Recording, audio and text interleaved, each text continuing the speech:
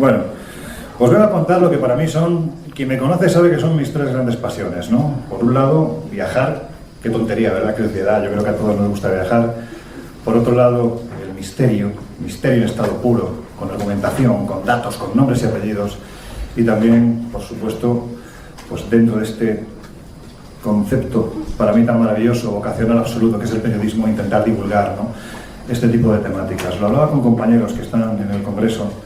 ¿Qué demonios nos pasa a los que nos dedicamos a estos temas, ¿no? Que parece que tenemos una especie de obsesión por contaros a todos vosotros lo que vamos investigando. Es casi como una especie de labor de concienciación. Yo creo que durante mucho tiempo hemos estado tan sumamente machacados por medios de comunicación, hemos sido los frikis, los cazafantasmas, que quizás ahora nos revolvemos contra eso, ¿no? Y por fin se empieza a reconocer. Como os decía, esto no deja de ser, pues, más que una búsqueda de muchos años. Es un libro que se ha ido tejiendo a lo largo de estos últimos 20 años. He tenido la oportunidad de visitar, gracias a esta bendita profesión, países lejanos, otros más cercanos, donde siempre el misterio está presente. Y sobre todo me ha interesado especialmente lo que tiene que ver con la búsqueda de los objetos sagrados, ¿no? Porque el objeto sagrado, yo creo que todos estamos de acuerdo en que para creer en su poder, lo primero y fundamental es que tenemos que creer en él. Parte de la idea de que si uno nos habla del poder del Santo Grial, nos habla del poder del Simi-Winky, o Bastón de Mando, nos hablan del poder del Arca de la Alianza, por ejemplo, si uno no cree, no tiene por qué ser efectivo. Lo que pasa es que creer en este tipo de objetos es muy fácil. Es muy fácil, y os voy a poner un ejemplo. Un buen amigo, Juanjo Revenga, productor de televisión española, durante muchísimos años ha estado viajando a esos lugares donde todavía la magia del mundo antiguo sigue presente. Cuando os hablo de magia del mundo antiguo me refiero a los chamanes, esos hombres de poder que son capaces, bien sea a través de plantas sagradas, bien sea a través de sus capacidades muchas veces paranormales, de abrir ese puente que une lo visible y lo invisible. Y él especialmente se ha centrado en la investigación de lo que es la religión más antigua, una de las más antiguas de la humanidad, el vudú. Y el vudú, cuando uno pronuncia este nombre, inmediatamente lo que nos viene a la cabeza es el muñequito y a un señor con cara de mala leche clavando, bueno, pues lanzas como esta, por ejemplo, quizás unas cosas un poquito más pequeñas, ¿no?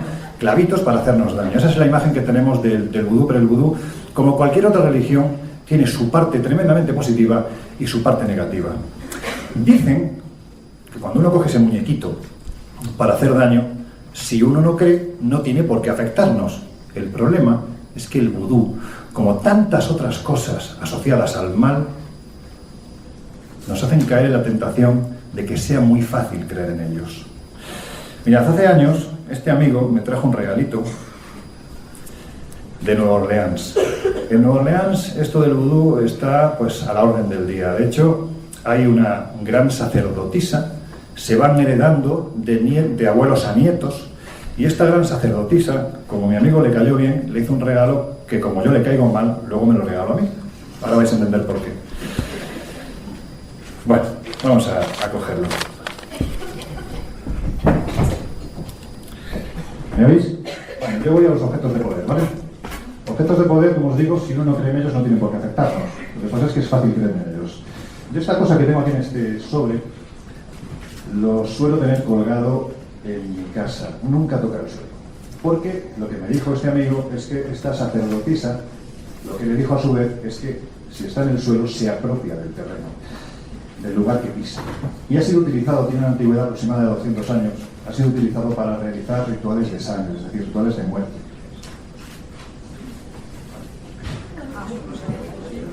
Claro. ¿Lo cogería? ¿Sí? Tú sabes lo que haces.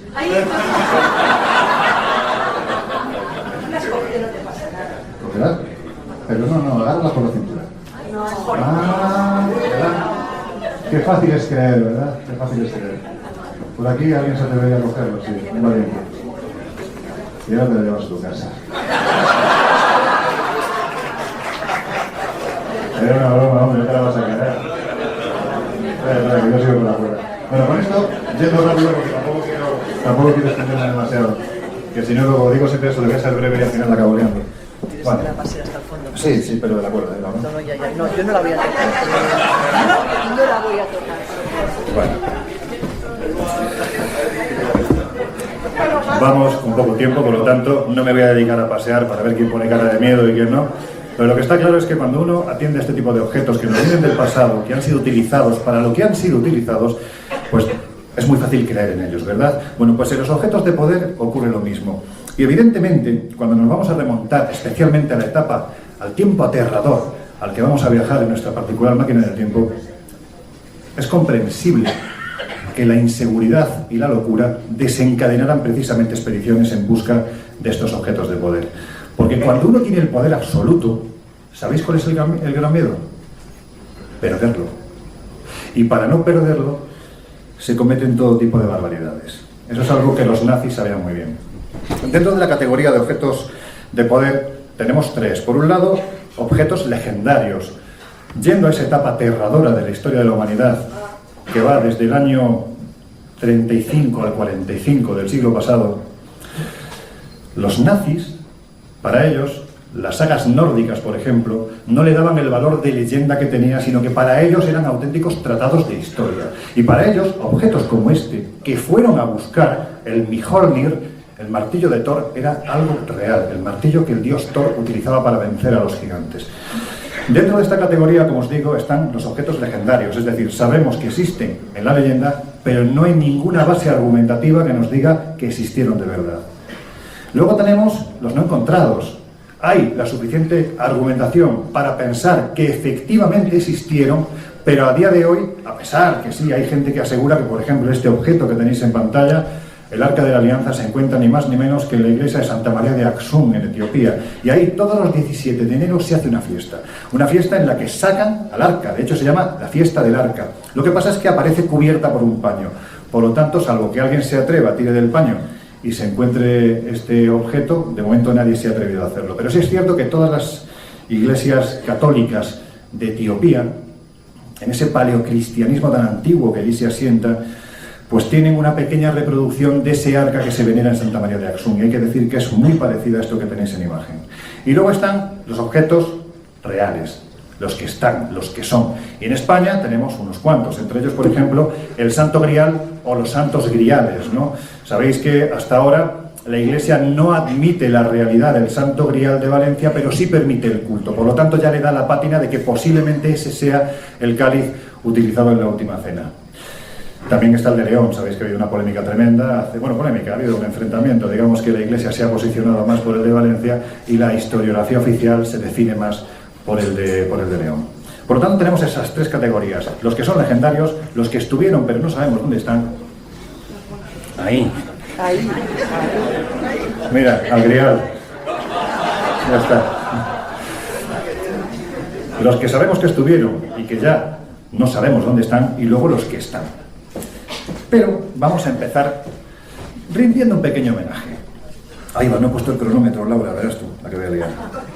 Ahora, vale. Parto de cero, ¿no? Desde ahora mismo. Vale. Bueno, pues, ¿sabéis por qué la mayoría de la gente conoce este tipo de objetos? ¿Por qué les suena? ¿Por qué saben que existen?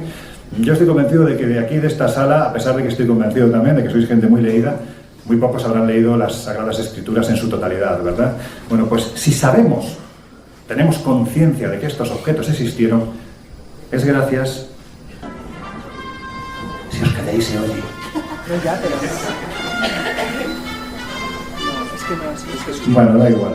Es un pequeño homenaje a este señor que ha buscado, pues entre otras muchas cosas, no te preocupes, no pasa nada. Ha buscado el Arca de la Alianza, por ejemplo, las piedras Guaringa, aquí tenemos una, el Santo Grial, el Santo Cáliz. Es decir, el cine, en este sentido, Spielberg, un hombre que además, según dicen, es bastante apasionado de estos temas, pues ha hecho que todos nos apasionemos también un poquito, ¿no?, por esas búsquedas de objetos que teóricamente siguen existiendo. Pero yo en el libro dedico 3 capítulos al que considero que es el objeto sagrado por antonomasia, el Santo Grial. Por un lado estaría ese Santo Grial que los nazis buscaron en el país cátaro, en el sur de Francia, en la antigua Occitania, en la antigua Septimania, porque hubo un señor llamado Otto Rahn que en la década de los 30 estuvo precisamente en esta zona montañosa, convencido de que en la red de galerías, de cuevas que había por esta zona, la cueva de Lombrives, por ejemplo, la cueva de Belén, el Grial había sido custodiado por el pueblo de los cátaros. Pues bien, Él no pensaba que fuera una copa. Estaba convencido de que era una piedra, una sigruna, que se había caído de la frente de Lucifer cuando fue condenado al infierno. Ahí estaba su poder, para ellos era capital, y la búsqueda, la verdad es que se extendió durante muchos años, prácticamente hasta el año 1975. Se dice que Otto Rahn realmente no murió cuando se dice que murió en el 36, sino que, bueno, pues el hombre, para seguir sus investigaciones y que no se le ligara al asunto nazi, pues se hizo una cirugía estética, cambió el nombre, se llamaba Rudolf Ranf y pudo morir en el año 75 en España. Esta sería una primera versión del Grial. Luego tenemos una segunda, la que todos conocemos, el Santo Cáliz, ¿no? La copa que se utiliza en la Última Cena. Los apócrifos nos dicen que es posible que esa copa la cogiera José de Arimatea en una escena que para mí es absolutamente escatológica, que la pusiera a los pies de la cruz para recoger la sangre del Cristo. Por lo tanto, tenía un valor. Pero luego está la tercera versión del Grial, que es a la que vamos a ir ahora. A este pequeño pueblecito del sur de Francia. Para mí es uno de esos lugares tótem, absolutamente tótem. Porque lo que nos viene a decir esta historia que os voy a contar ahora es que no es tan importante el continente como el contenido. Y lo que se contenía en esa sagrada copa no era ni más ni menos que la sangre de Cristo. En este lugar, a finales del siglo XIX, llegó este señor. François Berenguer Saunier se llamaba. De hecho, era uno de los sacerdotes con mayor futuro dentro de la iglesia de aquel tiempo, y sin embargo prácticamente fue desterrado a esta pequeña aldea de montaña que se mecía al antojo de la Rosa de los Vientos, un lugar apartado al que la civilización ni tan siquiera llegaba en la forma de asfalto. Prácticamente había que ir por un carril de montaña. Pues lo que para muchos hubiera sido un destierro, porque él fue llevado allí por militante reaccionario, porque se subía al púlpito y acosaba a esa dama nauseabunda para él, que era la República, pues fue, como os digo, desterrado a este lugar. Y lo que para muchos hubiera sido eso, ¿no? Un destierro, para él, ni más ni menos, no fue más que una bendición. Porque él había nacido muy cerca, en la aldea de Montesels. Él conocía perfectamente la historia de Siarca que se contaba de esta tierra absolutamente regada de sangre y de tesoros. Porque por aquí los godos habían pasado camino de ese lugar al que algunos de nosotros nos vamos a acercar esta noche, a Toledo. Y habían dejado parte de su legado, parte de su tesoro. Este señor, de repente, de una forma absolutamente inesperada, empezó a realizar reformas en la iglesia de María Magdalena, una iglesia que por aquel entonces prácticamente se abría a los cielos, ¿no? Era una iglesia que estaba ruinosa, y él empezó allí a realizar su reforma. Lo que pasa es que la reforma fue verdaderamente extraña. Hay que decir que poco tiempo después, en una noche que yo me imagino que tuvo que ser antológica, acompañado de dos albañiles, prácticamente intentando permanecer oculto a miradas curiosas, levantó la losa inmensa que hacía las veces de altar mayor. Y allí se dio cuenta de que había representado una escena bastante particular. No vamos a entrar porque si no voy a extender demasiado. Porque lo que verdaderamente importa de esta historia es que los pilares que sostenían esa losa estaban huecos. Y en su interior, lo que encontró este hombre, sin sorprenderse, nos cuentan las crónicas, como si supiera realmente que aquello estaba allí, fueron una colección de manuscritos. Manuscritos verdaderamente particulares, en los que, bueno, pues aparentemente no había un orden ni un concierto. Empieza a enriquecerse a manos llenas, en una época en la que la mesa episcopal está absolutamente arruinada. Evidentemente la República destinaba poco dinero a la iglesia, y él empieza a construir. Y construye, por ejemplo, este edificio que en el año 2003 tendrá una importancia capital en toda esta historia, la Torre Magdala. Y empieza, vamos a ver si consigo que esto funcione, vamos a ver. Ahora no. Bueno, pues vamos a pasar de vídeos, vamos a ir a lo que importa. Empieza durante la noche literalmente a profanar tumbas en el cementerio, intentando buscar algo. En esa reforma que realiza de la iglesia, el suelo de repente lo convierte en un ajedrezado, como si fuera una especie de logia masónica o logia Rosacruz. Y a la entrada coloca esta figura horrible que tenéis en imagen, el demonio Asmodeo. Es quien te recibe hoy en día si uno va a la iglesia de Rennes-le-Château. Asmodeo, cuenta la tradición, que era el guardián del templo de Salomón, al que Salomón vence y lo convence o lo obliga a permanecer en las puertas de ese templo para custodiar el tesoro. Todo estaba cargado precisamente de eso, ¿no? De una enorme carga simbólica. No lo vais a ver, lo siento.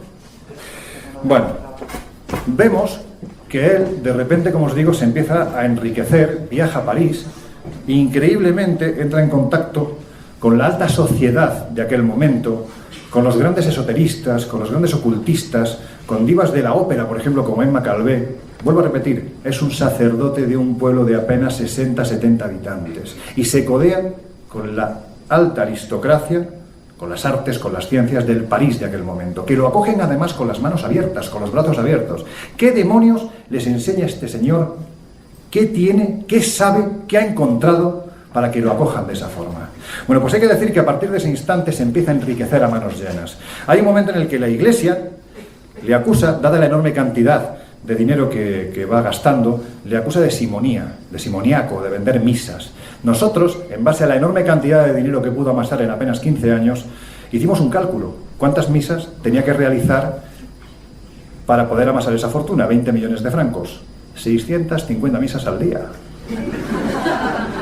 Mucha fe hay que tener, ¿eh? Yo no digo que en un momento determinado no se pueda, pero lo cierto es que mucha fe hay que tener. Por lo tanto, ese dinero venía de otra parte. Hubo gente muy interesada en el enigma de Rennes-le-Château. Aquí tenemos, por ejemplo, al expresidente de la República Francesa, François Mitterrand, que se acercó al lugar. Gente muy ligada al conocimiento oculto, que estuvieron allí conscientes de que este señor había encontrado algo. ¿Y qué es lo que supuestamente encontró? Aquí quizás entramos más en el marco de la leyenda, aunque os aseguro que hay quien defiende a capa y espada que realmente fue así. Se decía que lo que encontró François Berenguer en esos documentos que estaban encriptados, de repente había letras que sobresalían un poquito más que las otras, formaban frases perfectamente coherentes. Había una que decía: a Dagoberto Rey y al diablo pertenece el tesoro y ese está aquí enterrado, juntando las letras que sobresalían. Imaginad la fiebre de buscar el tesoro que surgió en aquel entonces, que durante todo el siglo XX este lugar se convirtió prácticamente en un queso de Gruyère. De hecho, tú cuando llegas a Rennes-le-Château lo primero que te encuentras es un cartel que te advierte que está prohibido hacer agujeros en el pueblo. Es así. Bueno, pues lo que en teoría encontró este señor, y es lo que defiende una corriente de investigadores, fueron unas genealogías. Lo importante no es el continente, es el contenido. Se hablaba de la sangre del Cristo. Se hablaba de una sociedad creada en la época de las Cruzadas, en el siglo XII, llamada Priorato de Sion, que habrían sido los custodios de un gran secreto. Ese gran secreto no era ni más ni menos que la relación entre María Magdalena, Jesús de Nazaret, y su posterior descendencia. Una descendencia que se habría mezclado ni más ni menos que con grandes monarquías, por ejemplo los merovingios. Y que se sepa, según esta corriente que defendía esta historia, habría llegado prácticamente hasta el siglo XII. Lo que pasa es que en el siglo XX aparece este señor que tenéis en imagen, Pierre Plantard de Saint-Clair, que asegura ser gran maestre del moderno priorato de Sion ya en el siglo XX y además heredero de esa genealogía merovingia. Se le llamaban los reyes melenudos porque nunca se cortaban el pelo. Además se le atribuían una serie de superpoderes pues prácticamente propios más de divinidades que de seres humanos. Y él asegura ser el custodio de ese secreto, de esa genealogía. Bueno, pues hay que decir, yo no creo que encontraran unas genealogías. Creo que encontró algo lo suficientemente interesante, relacionado seguramente con la Iglesia, como para que en un momento determinado la propia Iglesia decidiera taparle la boca. Y esa fue la fuente de su fortuna. Los buscadores que posteriormente han estado siguiendo esta historia, siguiendo esa línea, ¿no?, de investigación en cuanto a las genealogías se refiere, han llegado a la conclusión de que todo aquel que ha buscado el enigma de Rennes-le-Château ha tenido un final bastante desagradable. Fueron muchos los que murieron asesinados en circunstancias verdaderamente extrañas, casi ritualísticas, metidos en sus propias casas, abriendo la puerta al enemigo, que aparentemente era amigo y que solo se cebó con los cuerpos y no robaron absolutamente nada. Yo tenía un amigo que conocí y tuve la fortuna de conocer en el año 2005. Se llamaba Jean-Luc Robin. Era un tipo fantástico. Él había estado durante 8 años viviendo en la casa del abad Saunier, Villa Betania se llama, donde él tenía toda su documentación. Y Jean-Luc lo que hizo fue durante esos 8 años recopilar toda la información que había dentro de la casa, para saber cómo era el abad, para saber cómo funcionaba esa cabeza, para intentar llegar al secreto. Y él estaba convencido de que el secreto se escondía debajo de la Iglesia, donde posteriormente, ya en el año 2003, el georradar, sabéis que es una técnica no invasiva para saber qué hay a varios metros de profundidad, detecta las cavidades huecas. Pues debajo de esa iglesia detectó precisamente lo que parecía ser una cripta con dos tanques enormes. Dos tanques, me refiero a dos sepulcros gigantescos. Él estaba convencido además porque alrededor de esa pequeña iglesia había lo que se llama la litra funeraire, la lira funeraria. Es como una línea blanca, aproximadamente de unos 20-25 centímetros, que rodea siempre un recinto sagrado para indicar que allí hay enterrado un personaje de alto rango, de altísimo rango. Pero estamos hablando de catedrales, no de una humilde iglesia de un pequeño pueblo de 60 habitantes. Él estaba convencido de que allí se encontraba el secreto.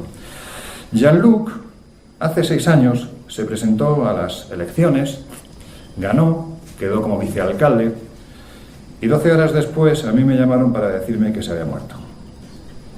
Era un hombre sano, un hombre, bueno, deportista, no tenía vicios, era un tipo normal y corriente como cualquiera de nosotros, y en 12 horas, cuando por fin consigue la alcaldía, cuando ya es consciente de que teniendo el poder del gobierno de Rennes-le-Château, va a poder llevar a cabo precisamente la excavación para saber qué hay debajo de esa iglesia, 12 horas después va y se muere. Si a mí me preguntan qué le pasó a Jean-Luc Romain, yo os diré que lo mataron. Estoy seguro, porque es parte de la historia de Rennes-le-Château, de esa historia oscura, oculta, siniestra, que rodea a este pueblo. Quizás porque, bueno, a lo mejor en un momento determinado ese secreto molesto del que se habla, pues tiene tanto peso como para que haya quien no quiera que salga a la luz, ¿no? No sé si es la sangre real, hay quien piensa que sí. En el año 2003, a este lugar llega un camión enorme de una fundación, la John Mary Foundation se llama. Llega a la pequeña plaza de Rennes-le-Château, se habían puesto en contacto con el alcalde del pueblo, Jean-François Lullier, para decirle que había un señor en Florida llamado Genibré, que era heredero era bisnieto del albañil que construyó esta torre. Y aseguraba al alcalde del pueblo que debajo de la torre el abad había escondido algo. Pero no le hacía caso, evidentemente. Imaginad la enorme cantidad de cartas que podían llegar a ese ayuntamiento de gente coherente y de gente, pues, de esos días que abren los psiquiátricos, ¿no? Y salen muchos. Bueno, pues no le había prestado atención, pero por lo que fuera, en este caso sí hizo precisamente caso, ¿no? Y allí apareció este camión de la John Mary Foundation con la última tecnología, con el georradar, con sistemas de detección de suelo, en definitiva, pues eso, la última tecnología, para intentar saber si realmente lo que había ahí debajo existía o no. Y efectivamente, a unos 2,5 metros de profundidad, detectaron lo que definieron como un paralelepípedo de 1,60 m de largo por 60 centímetros de alto. ¿Suficiente para enterrar a alguien? No lo sabemos. ¿Suficiente para esconder algo? Seguro. ¿Sabéis lo que ocurrió entonces? Apareció una señora llamada Serena Tage, comisionada por el Vaticano, y se pararon las excavaciones. Esto está escrito y publicado. Durante esa experimentación también fueron a la iglesia y es cuando por fin se detecta que efectivamente debajo de la iglesia también hay una cripta. Vuelvo a repetir, se pararon las investigaciones. El secreto parece ser que es demasiado pesado. Pero vamos a continuar con nuestros objetos sagrados y nos vamos a ir a un día de 1910, Viena. Nos encontramos, perdón un momento, ¿cuánto tiempo me queda? Por acelerar, ¿eh? Yo tengo 16 minutos aquí, pero seguro que no. Sigo, pues venga, voy a seguir. Cuando os aburráis, empecéis a buchear, y yo me callo, ¿vale? Bueno, pues eso. Un día de 1910, Viena. Justo enfrente del Palacio Hofburg se apostaba todos los días un personaje bastante joven, un chavalillo con pinta de mendigo, de indigente, que intentaba vender sus acuarelas. Era un pintor bastante nefasto, no sabía pintar bien, por eso la gente no prestaba atención y él se cabreaba bastante. Cuando llegaba la tarde y no había vendido ni una sola de sus acuarelas, entraba en este palacio, el Palacio de Hofburg, y allí se dedicaba a recorrer sus salas, sus grandes salones, sus pasillos, pero a él le interesaba especialmente uno. Aquel en el que en una vitrina grande se custodiaba lo que se conocen como las insignias de los Habsburgo, la casa real más importante de los últimos 800, 900 años en la historia del viejo continente. Pero a él le importaba un comino la corona, el cetro, la cruz. No, él buscaba otra cosa. Era algo que, según reflejó posteriormente en diferentes escritos, le hacía entrar en trance. era esto. Era esto que tengo en mi mano. No es la auténtica, no llaméis a la policía. No, es una réplica que mi querido amigo José Manuel García Bautista se ha traído de una exposición que tienen en Sevilla. Si queréis verla, cuidado que se desmonta, y cuidado que pincha. Bueno, pues él se apostaba delante de esta lanza, de esta cabeza de lanza, y se quedaba absolutamente anonadado. Era algo increíble, ¿no? Os voy a contar un poco la historia de esta lanza. Hay un señor llamado Cayo Cassius Longinos al que le ha tenido la mala suerte de pasar a formar parte de esa lista grotesca, ¿no?, de personajes malos, ¿no?, de la historia, a pesar de que hoy en día es uno de los santos que podemos venerar en el Vaticano, en una estatua de más de 3 metros, en la que, como os digo, se venera a San Longinos. Me imagino que todos vosotros sabéis cómo fue la pasión de Jesús, ¿verdad? Bueno, voy a intentar describirlo de una forma un poquitín sutil. Bueno, cuando Jesús es prendido en el huerto de los olivos, cuentan las Sagradas Escrituras que estaba exudando sangre. Esto se produce en un momento de tensión, de estrés, valga la redundancia, extremo. Evidentemente Jesús sabía lo que le iba a ocurrir y evidentemente pues estos fenómenos se producen en estas situaciones. Cuando fue prendido, fue llevado y colocado, atado literalmente a la columna, en ese instante se cogió un látigo llamado flagellum, al que, para hacer más daño, tenía unas pequeñas bolitas de plomo que desgarraban la piel, pero en el caso de Jesús quisieron ir un poquito más allá, ¿no?, y colocaron huesos para que desgarrara literalmente a cada golpe. Normalmente la ley judía decía que el flagellum tenía que aplicarse en 39 ocasiones. En el caso de Jesús prácticamente se duplicó esta cifra. Se duplicó y casi se triplicó, fueron 80 latigazos. Lo normal es que en cualquier circunstancia un hombre, cualquiera de nosotros, hubiera muerto, pero él no, él aguantó. Pues bien, después de este tremendo martirio, nos encontraríamos ante un hombre absolutamente deshecho, con la espina dorsal al descubierto, las venas, los músculos colgando de la espalda, las nalgas, las extremidades totalmente destrozadas, con el cuerpo prácticamente incapaz de sostenerse y a punto de sufrir una conmoción hipovolémica. Y sin embargo aguantó. Y como aguantó, no le colocaron una corona de espinas, le pusieron un casco para hacer más daño allí donde el látigo no había conseguido llegar. Y no contentos con esto, le arrojaron a la espalda un madero, el patíbulum, que pesaba un auténtico quintal para que empezara a andar y de allí llegar al Calvario.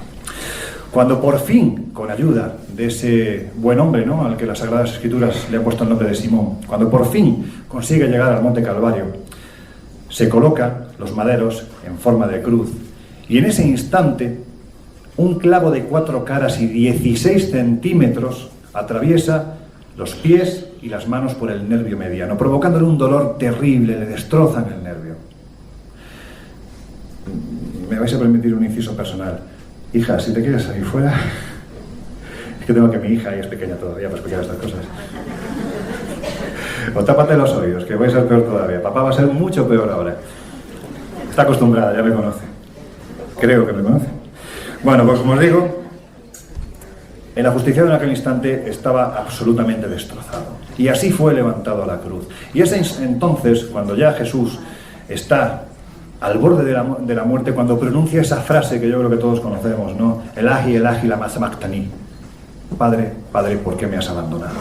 Y en ese instante Jesús de Nazaret muere. Pero por aquel entonces existía la costumbre romana de con un martillo, si en un momento determinado el reo, el condenado, todavía continuaba con vida, le partían las piernas para que el cuerpo quedara colgando. Realmente la crucifixión no hacía que fallecieras por el castigo anterior, sino por la propia asfixia de no poder sostener tu propio cuerpo, ¿no? En el caso de Jesús no hizo falta, porque cuando Cayo Cassius Longinos se acercó a él, Jesús ya había muerto. Pero para comprobar que había sido así, iba a coger la lanza. Cogió la lanza, atravesó el costado y en ese instante un sifón de un líquido similar al agua golpeó su rostro. Evidentemente, después del suplicio vivido, Jesús tenía los pulmones encharcados, por lo tanto aquí no tenemos milagro que valga. Lo que sí es milagroso, si aceptamos que esta situación se produjo así, fue el hecho de que ese sifón de líquido, cuando golpea el rostro de Jesús, Cayo Cassius Longinos, que debía de estar ciego como un topo, de repente empieza a ver. Y a partir de ahí se convierte al cristianismo y, como os digo, pues pasa a la historia con el nombre de San Longinos. La iconografía nos ha ofrecido este momento de diferentes formas, ¿no? Pero volvamos a nuestro siglo XX. A ese joven que en un momento determinado se queda extasiado, ¿no?, por esa visión de la lanza. Bueno, pues hay que decir que en el año 1938, en el mes de septiembre, el Reich se anexiona a Austria de forma amigable, se anexiona a la patria del Führer, ¿no? Y en ese instante Adolf Hitler lo primero que hace es dar la orden de que el tesoro de los Habsburgo y especialmente la lanza han de ser llevados a este lugar, el Museo de la Guerra de Nuremberg, concretamente a la capilla de Santa Catalina, una capilla medieval que está justo debajo del museo y que había sido acorazada para recibir la pieza ansiada, precisamente esa lanza de Longinos. Dicen que un oficial SS, Karl Haushofer, al ver la lanza y ver la cara de Hitler, comprendió lo que quería, ni más ni menos que conquistar el mundo, porque existía una tradición que decía que aquel que poseyese la lanza de Longinos sería capaz de crear imperios. Y había antecedentes importantes, entre ellos, por ejemplo, el emperador Constantino, en el siglo IV, con la lanza de por medio empezó a ganar batallas como por ensalmo. De hecho, mandó grabar el icono de la lanza en los pendones imperiales. Siglos después, en el siglo IX, fue Carlomagno el que gracias al poder de la lanza, empezó también a ganar batallas de una forma imparable. Siglos después, ya en la Edad Media, un rey, Enrique el Pajarero, el fundador de la Casa de Sajonia, fue el custodio, sus generaciones posteriores fueron los custodios de la lanza de Longinos, todos ellos convencidos de que aquel que la tuviera sería capaz de crear imperios. Pero ojo, la lanza también acarreaba una maldición. La maldición de que aquel que la perdiese no solo perdería el imperio, sino que perdería la propia vida. Y con todos los anteriores, incluso con el propio Federico Barbarroja, que también tuvo la lanza, esta máxima se cumplió. Bueno, en fin, no os voy a decir que aquel mediocre pintor de Viena era Adolf Hitler. Bueno, pues os lo digo, era Adolf Hitler. Por fin la tenía en su poder. En marzo del año 39 conquista Checoslovaquia, en octubre del 39 entra en Polonia, en una suerte de guerra relámpago nunca antes vista que hace que prácticamente conquiste toda Europa en apenas un año, año y medio. Aquello nunca se había visto. ¿Fue el poder de la lanza o fue el propio efecto placebo que pudo crear precisamente en eso, ¿no?, en las creencias de una gente absolutamente loca? Pensad que Heinrich Himmler, el Reichsführer, el jefe de la SS, de la célebre Orden Negra, era el más loco de todos. Mira que estaban locos, pero este estaba ya tarao del hada, ¿no? Este estaba convencido de ser ni más ni menos que la reencarnación de Enrique el Pajarero. ¿Por qué? Porque Enrique el Pajarero había sido el custodio de la lanza durante 500 años, su familia. De hecho, en la sede de la Orden Negra, el castillo de Wewelsburg, habían creado, pues al más puro estilo de la mesa redonda del rey Arturo, en los sótanos, habían creado una mesa redonda con 12 lugares, los 12 apóstoles de la SS, que debían de sentarse ahí para realizar sus ritos. Y detrás de cada uno de ellos, una serie de nichos donde debían de colocar todos y cada uno de los objetos sagrados que se buscaban en diferentes expediciones por todo el mundo. Santo Grial, la bruja mala, las piedras de poder, el simiwinki bastón de mando, es decir, debía de ser colocado en este lugar como un templo al poder supremo. Evidentemente esta gente pensaba que su Reich iba a durar o debía durar 1000 años. 1000 años es muchísimo tiempo, por lo tanto, tenían que hacer acopio de esos objetos de poder en los que ellos creían para poder mantenerse durante esos 1000 años. Y aquí la curiosidad es que poco importaba que fueran cristianos, que fueran musulmanes, que fueran judíos. Lo que realmente importaba es que estaban revestidos del poder de Dios, y aquí el Dios daba igual cual fuera. No voy a adelantar.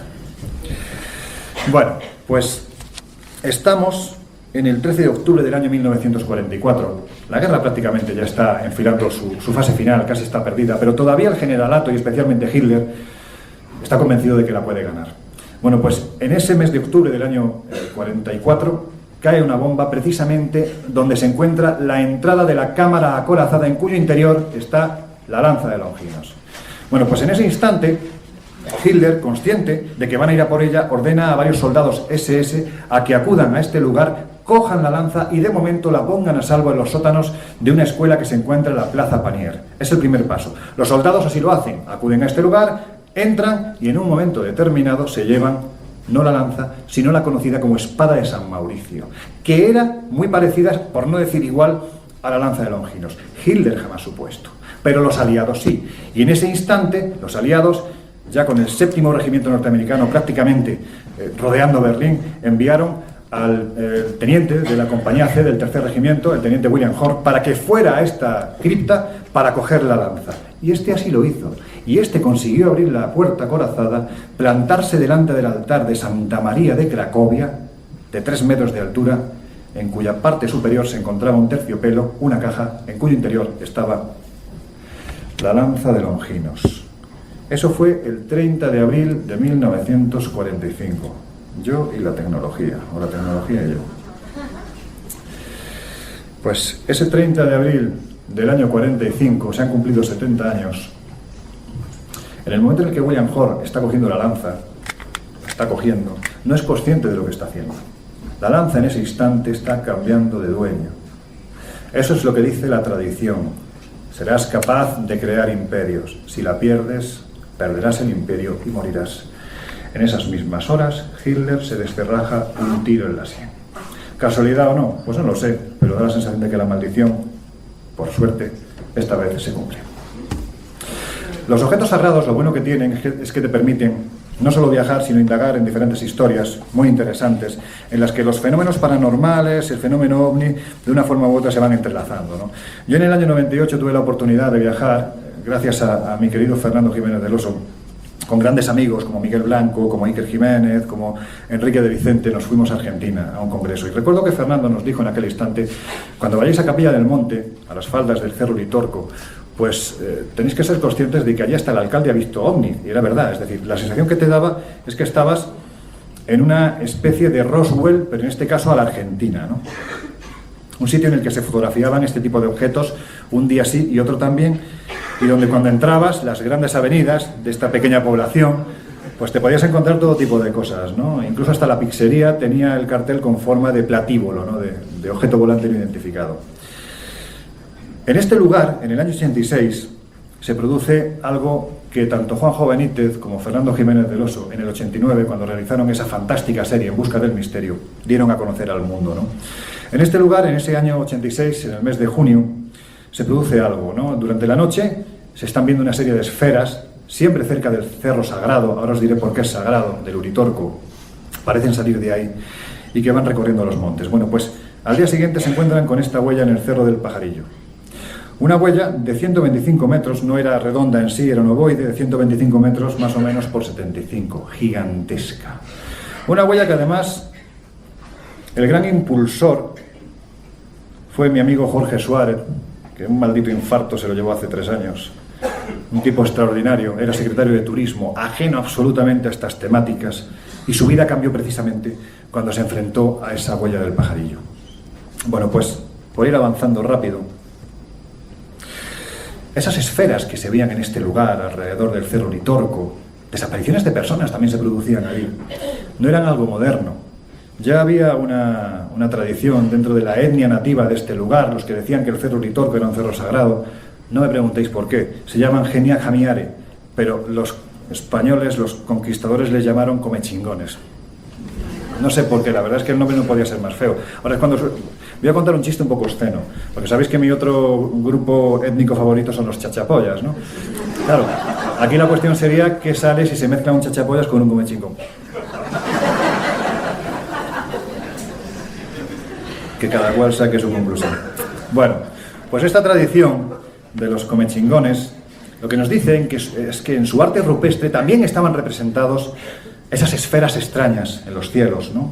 Que se veían salir del cerro sagrado. Este tipo de representaciones verdaderamente extrañas. ¿Pero por qué es importante este cerro? Bueno, desapariciones misteriosas. Se dice que en un plano sutil, en este lugar hay una serie de entradas que nos llevarían a una ciudad que no vemos a simple vista, la ciudad de Erx. Sería muy parecido a lo que ocurre en el barranco de Badajoz, en Tenerife, donde también las crónicas nos dice que desaparece gente, que se encuentran con unos personajes muy altos, luminosos, con cabello rubio, de una forma u otra les acompañan durante un tiempo y luego dejan a la gente que se vaya. Bueno, pues algo parecido ocurriría en Erx. Pero lo importante de este lugar es lo que ocurre a partir del año 1938. En el año 1938 hay un catedrático de la Universidad de Córdoba llamado Guillermo Alfredo Terrera, que entra en contacto con un humilde profesor, un tipo bastante pusilánime, llamado Orfelio Ulises Herrera. Bueno, pues lo que le cuenta Orfelio Ulises Herrera hace que algo se quiebre dentro de la mentalidad de este hombre de ciencia, hombre de universidad. Le cuenta que él durante 8 años ha estado recorriendo ni más ni menos que el Tíbet, ¿no? Allí ha entrado en contacto con los maestros tibetanos. Ha llegado a un punto de elevación que incluso se ha comunicado con ellos a nivel telepático. Y estos, por primera vez, le han dado un concepto: la piedra que habla. Bueno, pues cuando regresa a América, recorre los Andes prácticamente desde México hasta Tierra de Fuego. Y durante ese periplo, que es casi una peregrinación, recibe mensajes que le dicen que esa piedra que habla tiene que buscarla precisamente en el Cerro Uritorco. Y el hombre, que debía de ser bastante tenaz, se dirige a este lugar, empieza a excavar y finalmente encuentra eso que podéis ver en imagen: el toque lítico o Shimiwinki, un objeto verdaderamente singular que a partir de entonces es protegido por esa escuela primordial de ciencias herméticas de gente tremendamente científica. No, es que no es científico, es decir, es gente preparada, ¿no?, que se encuentran en el entorno de la Universidad Nacional de Córdoba, en Argentina. Bueno, pues hay que decir que incluso el propio Juan Domingo Perón, del que se decía que había pertenecido a los caballeros americanos de la Orden del Fuego, también a la escuela espiritista Basilo, se decía que era un gran esoterista, intentó hacerse con el poder de este bastón de mando. ¿Por qué? Porque se decía y contaba la tradición que aquel que lo poseyese tendría el cetro del mundo, tendría ese gran objeto de poder. Bueno, pues aún así esta gente le dijo que no. La intención de Perón era colocarlo en una de las ventanas de la Plaza de Mayo para que se supiera que lo tenía y que el poder, en definitiva, era suyo. La cuestión es que cuando se analiza por fin el toque lítico en el Instituto de Arqueología de la propia universidad, se llega a la conclusión, y contaba mi querido Fernando Jiménez del Oso, de que está labrado en basalto. Estamos hablando de que está perfectamente pulido, tiene un tono negro azulado, apariencia más o menos metálica, mide 1,10 m de largo y tiene 4 centímetros de diámetro en su parte más gruesa. Lo que ocurre es cuando se inicia la datación y se llega a la conclusión de que tiene 80 siglos de antigüedad. Por lo tanto, no es un fraude. 8.000 años. Se llega a la conclusión, y este Instituto de Arqueología, concretamente el de la Universidad Nacional de Córdoba, llegan a la conclusión de que en aquel tiempo, hace 8.000 años, que se sepa, no existía la técnica para poder pulir de esta forma. Bueno, pues aquí es donde entramos en esa mezcla alocada que hacen los nazis con todo tipo de tradiciones, y nos encontramos con el Parsifal de Wolfram von Eschenbach. Este es el toque lítico. El Parsifal. Bueno, no sé si sabéis que el Parsifal, Eschenbach lo desarrolla del año 1200 al 1220 en una epopeya que dura 20.000 versos. Bueno, pues en uno concretamente dice lo siguiente: por el Atlántico Océano realizará un largo viaje hasta las puertas secretas de un silencioso país que Argentum se llama, y así siempre será. El que va haciendo este viaje no es ni más ni menos que Parsifal, que va a bordo de una nave sagrada, llevando incluso con él el Santo Grial, buscando precisamente este bastón de mando. Pues bien, evidentemente los nazis, leyendo este tipo de epopeyas, pensando que son auténticos tratados de historia, envían expediciones a Argentina para buscar ese bastón de mando como otro objeto de poder más que les ha de perpetuar en ese Reich de los 1000 años. Este señor, ¿cuánto tiempo me queda? Porque yo tengo para rato, ¿eh? Yo sigo, ¿no? ¿Seguro? Bueno, luego os dejaré ver. Bueno, tenemos objetos de poder en España, cuidado, la Cruz de Caravaca es uno de los grandes, ¿no? Y además tiene la suficiente porquería para demostraros que es antigua, ¿eh? Sí. Luego las piedras Huaringa, no sé si sabéis lo que son. Las piedras Huaringa en el Perú te encuentras con que las tumbas huaqueadas, las tumbas que han sido saqueadas... Uy, ya viene Laura para decirme que me calle. 5 minutos, pues voy rápido. Bueno, pues estas piedras han sido encontradas en tumbas. Esta es una piedra de Ica, pero que ha sido extraída de una de estas tumbas, ¿no? Y que eran utilizadas para que los chamanes llevaran a cabo su poder. Si recordáis Indiana Jones y el templo maldito, hay un momento en el que hay una caterva de señores muy cabreados con lanzas que lo van persiguiendo, cruza un puente, el puente se parte y él se queda colgado. Y empieza a reptar y de repente de su bolsa algo se quema, se abre y caen 3 piedras. Bueno, pues esas son las piedras Huaringa, piedras que todavía hoy en localidades peruanas como Salas, por ejemplo, una localidad muy reconocida por la gran cantidad de chamanes que hay allí, pues se trabaja con este tipo de objetos, se cree en el poder que atesoran. Voy a terminar, os hablaría, por supuesto, del Arca de la Alianza, de la enorme cantidad de gente interesante y de auténticos locos que la han buscado, de la Operación Trompetas de Jericó. La Operación Trompetas de Jericó, para que os hagáis una idea, hizo que los nazis, con Otto von Kirchner a la cabeza, vinieran a España, concretamente a Toledo, acompañados de un judío descendiente de los sefardíes españoles, buscando la Mesa de Salomón, otro de los objetos sagrados que procede del antiguo templo de Salomón. ¿Por qué? Porque se decía que en las patas de esa mesa se contenía el Shema Semaphorás, el verdadero nombre de Dios. ¿Y por qué era importante esto? Bueno, pues porque cuando se pronunciaba el Shema Semaphorás, uno activaba el poder de otro de los grandes objetos, del Arca de la Alianza. Y dicen que a la vuelta a Madrid, de Toledo, pararon en el Museo Arqueológico Nacional y allí se reunieron con miembros de la SIM, los servicios de inteligencia militares españoles. Hay constancia de que esto pudo ser de esta forma, ¿no? El que encabezaba la comisión nazi era Wilhelm Canaris, el jefe de la Abwehr, de los servicios secretos animales. Sí, eran animales, eran muy burros, alemanes. Bueno, pues estuvieron especialmente interesados por las salas en las que se ofrecía todo lo referente a Egipto. Y sobre todo pidieron documentación de una fragata que en el año 1871, una fragata llamada Arapiles, volvió de Egipto con algo que les interesó mucho. Bueno, pues cuando se fueron del Museo Arqueológico Nacional, parece ser que los documentos referentes a esta historia se la llevaron con ellos, desaparecieron y había una que otra pieza más. Bueno, pues a partir de ese instante comienza en Egipto, en tierra egipcia, la búsqueda del Arca de la Alianza, que se conoció como Operación Trompetas de Jericó. Pero este señor que tenéis en imagen, ya termino.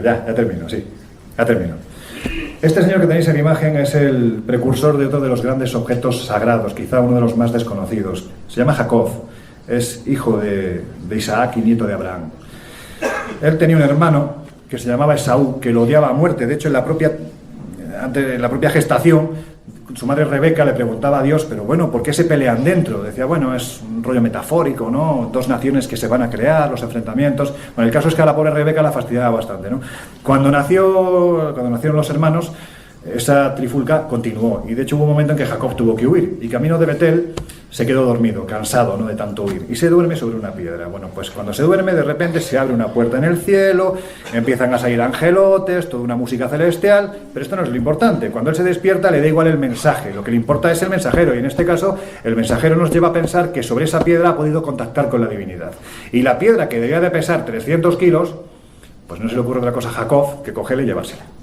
Bueno, a partir de ese instante vemos cómo va avanzando la historia. Hablamos de miles de años atrás. Va avanzando la historia hasta el siglo VII. Todos los reyes hebreos se van coronando, se coronan encima de esta piedra porque se le atribuye un poder, hasta que Nabucodonosor, con sus hordas babilonias, entran, arrasan con el templo y destrozan todo. Y a partir de ahí es Jeremías, descendiente de Jacob, el que dice, bueno, hombre, la piedra es un objeto de poder, ¿para qué pesa mucho? Vamos a partirla. Y la parte.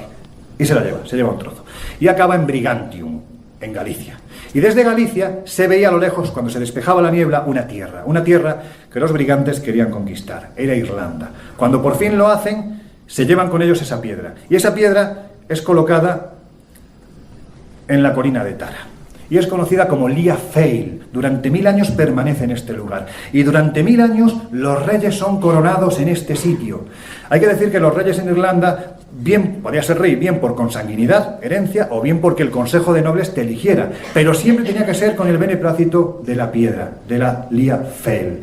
Porque se decía que cuando se elegía al rey correcto, la piedra emitía un sonido muy parecido al de la berrea, ¿no? Yo no sé si esta es la época de la berrea del ciervo, pero vamos, muy parecido. Entonces se sabía que el rey elegido era el correcto. Bueno, pues durante 400 años, posteriormente pasa al monasterio de Scone, en Escocia, hasta que en el siglo XII-XIII llega un señor llamado Eduardo I Nalgas Largas, Longshank, contra el que todos habéis visto enfrentarse en Braveheart, o William Wallace, y este coge la piedra y se la lleva a Inglaterra. Desde entonces es conocida como la piedra de la coronación. Aquí la tenéis. Y durante este tiempo, todos y cada uno de los reyes del Imperio Británico se han coronado siempre sentados en esta silla bajo la cual se coloca la piedra. Se cree en su poder. De hecho, el próximo rey, sea Prince Charles o sea su hijo Guillermo, se va a coronar precisamente sobre esta silla. Pensad que la reina de Inglaterra actual, en el momento en el que la Luftwaffe está bombardeando Londres, la primera orden que da es que la piedra sea puesta a salvo. Primero, en el supuesto de que se produzca una invasión alemana, para que no se lleven la piedra. Y en segundo lugar, para que no la destrocen. Se creía en su poder. Os hablaría del Arca de la Alianza, pero no os voy a hablar porque no da tiempo. De quienes la han buscado, este es el último. Chaim Richman se llama, es un rabino. También, por supuesto, este señor absolutamente pirado. De los lugares donde se ha buscado, este caso es la Libela, la iglesia de la Libela, es Etiopía, no es aquí donde se contiene, es en Santa María de Aksum, en el monte Nebo, es el lugar donde Moisés, después de estar dando vueltas por el desierto durante 40 años, dice, madre mía, por fin la tierra prometida. Bueno, pues aquí debajo también se ha intentado buscar el Arca de la Alianza. Pero el resumen de todo esto, que es lo que yo me he quedado después de estos 20 años, ¿no?, trabajando este tipo de búsquedas, es lo que decía Eric Hoffer, ¿no?, el gran filósofo y escritor, que al final, en cada búsqueda apasionada, no importa tanto el objeto de la búsqueda como la búsqueda en sí.